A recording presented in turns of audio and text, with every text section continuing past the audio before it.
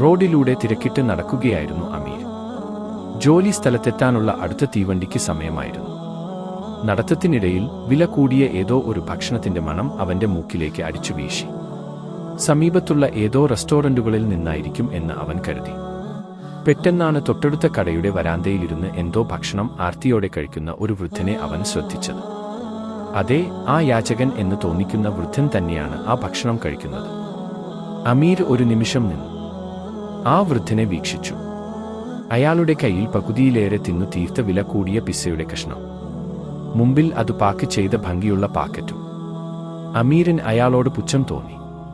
പകൽ മുഴുവൻ കൈകാട്ടി യാചിച്ച് അയാൾ വില കൂടിയ പിസ്സ കഴിക്കുന്നു. മുഷിഞ്ഞ വേഷവും ധരിച്ച് ആളുകളോട് കൈകാട്ടി യാചിച്ചാൽ കൊടുക്കുമല്ലോ. ഇയാൾക്കൊക്കെ വല്ല ജോലിയും ചെയ്ത് ജീവിച്ചുകൂടെ? അധ്വാനിക്കാതെ കിട്ടുന്ന അന്യരുടെ പണമല്ലേ, എന്തുമാവാലോ. ഇങ്ങനെ പല ചിന്തകളും അമീറിന്റെ മനസ്സിലൂടെ കടന്നുപോയി. അമീർ അയാളുടെ അടുത്തേക്ക് നീങ്ങി. കൂടുതൽ സൂക്ഷ്മമായി അയാളെ വീക്ഷിച്ചു. അമീർ ഞെട്ടി. ആ യാചകന്റെ അരികിലായി ഇതുപോലെ വില കൂടിയ ഭക്ഷണത്തിന്റെ നിരവധി പൊതികൾ. അമീർ ആ പൊതികൾ എടുത്തു നോക്കി.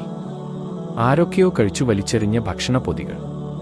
അതിൽ നിന്നും അന്നം കണ്ടെത്തുകയായിരുന്നു ആ പാവം യാചകൻ.